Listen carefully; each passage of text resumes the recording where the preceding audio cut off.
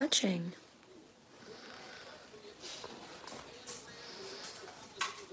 You watching Uncle Chris? Do you love first things first?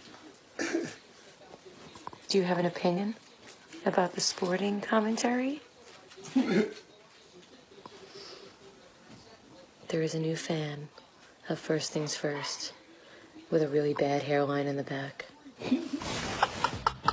Awesome. The dog was actually even. Did you see the dog going nuts, wagging that tail every time Nick's voice came on? That's what he does when Nick Wright's on TV. The kids, the pets, everything. This is a good friend of mine, Jade Haffey. She gave birth to Jagger, and their father, the dad of the baby, Jerry Haffey Jr., is a good friend of mine. Big Eagles fan. He was born right when Carson Wentz got hurt. So he's been a champion. Like, he's the good luck charm, not only for the show. In his life, the Eagles always win. That's all they've done. They're just winners. So little Jagger, he's our 4.5 months. He's our youngest fan. He's on Twitter, so follow him on Twitter. He's on Twitter? Oh, yeah, absolutely. Oh, I got the tweet right. Absolutely. Yes. So to the whole Happy family, including Jagger. Very nice. Yeah, there's a world that's growing up to Nick Wright's voice, and their eyes are like... It's not a great world. It's just a world. Also, in his mind, Nick Foles is the only quarterback that the Eagles have known. No, Jagger even knows better than that. He knows. Yeah. Baby Jagger's like, why don't they trade Wentz for a couple firsts? Nick Foles is the man. Let's make it happen. All right, time for some stories to start your morning. More news out of the NFL Combine. While the chatter this week has been about the possibility of Lamar Jackson switching positions because of teams' hesitation to draft him as a quarterback, there's one team who reportedly has the former Heisman winner as the #2 quarterback on their board. CC, will or could Lamar Jackson be a successful quarterback in the NFL? Of course he can. But this is a league that you have to support the quarterback. So you have to support him first. Forget about the talent around him. You have to support him and bring him up to speed as far as NFL offenses. His throwing motion has to be changed a little bit. He's got a big wind-up delivery. I believe we can tighten that up. We've seen other guys have been able to tighten that up. He is fairly accurate with his football. Even though people will look to his stats in college, I believe he's a competent passer, and we know he's electric when he gets the ball in his hand. So, yes, I believe he can be an NFL quarterback. And I'm glad, I agree 100%, and I'm glad this report came out because there are 5, you can make a case for any of the 5 guys as the reason you think they will be the best pro. If you want to make the case for Josh Allen, it's about measurables. If you want to make the case for Lamar Jackson, it's about he's simply electric with the football a la Deshaun Watson. Like with Rosen, it's pedigree. With Darnold, it's what he against the best competition. Like, you can make a case for any of these guys. So I'm glad that Lamar Jackson is not being forgotten in this. Amongst the noise about if he should go try to be a slot wide receiver, somebody's out there saying, hey, we actually think this guy could be a damn good quarterback in this league. I agree with you, though. The right system and the right coach is critical for him. He's probably a year or 2 away. So the Seahawks reportedly moving on from tight end Jimmu Graham. One team interested in him, the Saints. Graham played for New Orleans for the first 5 seasons of his career. Nick, would you like to see a reunion here? He was highly productive, and they fed him the football. Over 100 targets, I think, 5 straight years with New Orleans. I think a reunion would work, but I don't think New Orleans necessarily needs him. I wouldn't expect them to pay high dollar for him. They've got, obviously, some spectacular weapons with Michael Thomas, with both their running backs. It didn't work out great in Seattle. That was a trade I think both teams would have liked to have back. Seattle would have liked to have Max Unger back, and the Saints maybe would have liked to have Jimmy Graham back. We'll see if he goes back there. I think New Orleans is in better position. They have a #1 receiver, one of the most underrated receivers in the league, and that's in Michael Thomas, his second dynamic year out of Ohio State. Also, you don't want Jimmy Graham on this team because what is New Orleans right now? They are a running football team. Jimmy Graham is not an asset in the running game. He is a glorified wide receiver. He cannot block on the point of attack. He is not good in the running game. That's one of the reasons why he was made available in the trade to Seattle. So, no, if New Orleans is going to have the 2-back attack that they have now, they need a blocking tight end. All right, Jerome Solomon of the Houston Chronicle is reporting that the Texans are not interested in signing free agents who have protested during the national anthem. The Texans have issued a statement calling that report, quote, categorically false and without merit.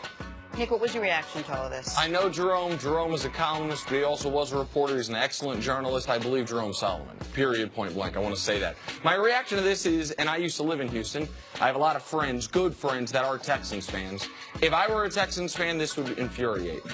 I understand it's the team's prerogative. Bob McNair can tell his general manager to sign who he wants him to sign.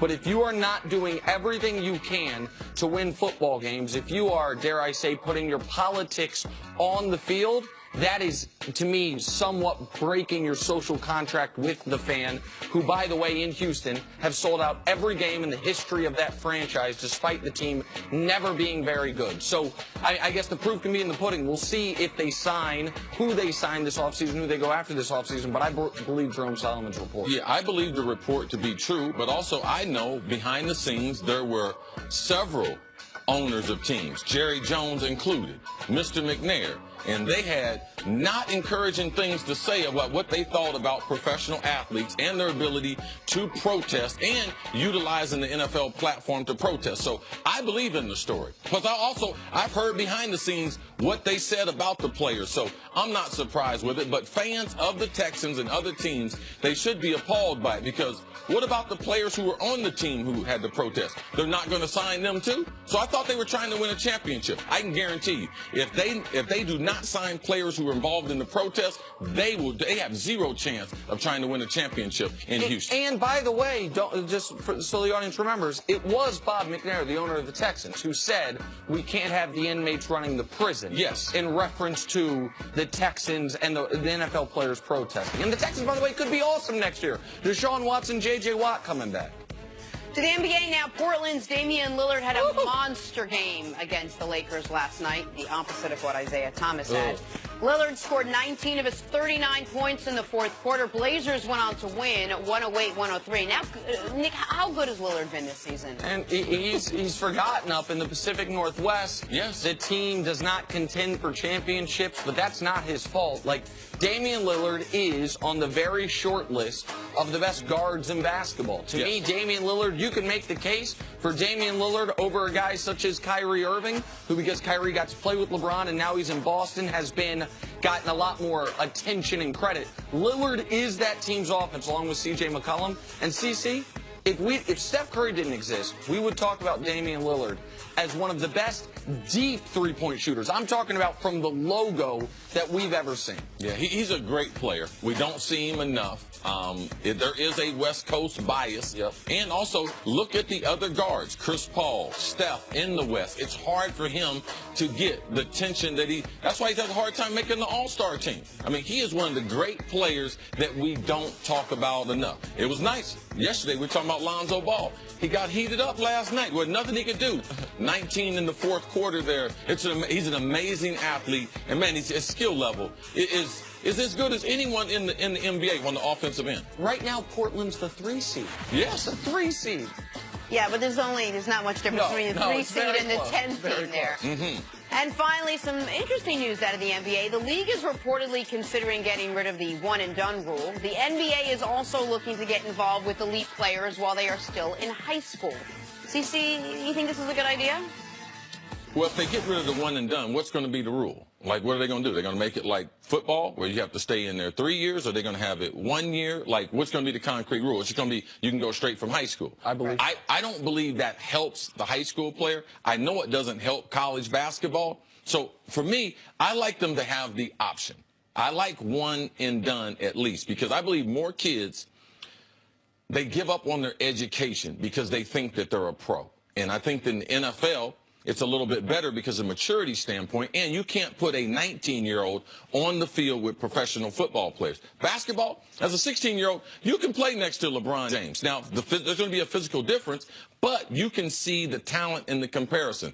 I like one and done at least. I don't believe high school players are ready to come from high school to play, and I believe that they're sacrificing, a lot of them, say 90% of them are sacrificing an education that is free for what? For a dream that they can eventually pursue that dream. It's hard to go back and get a scholarship, you know, afterwards, after you've already tried to enter the NBA and then go back and get your education. I don't want to speak for you, but tell me, if I'm talking to you enough about this, you would prefer some hybrid of what they have with baseball.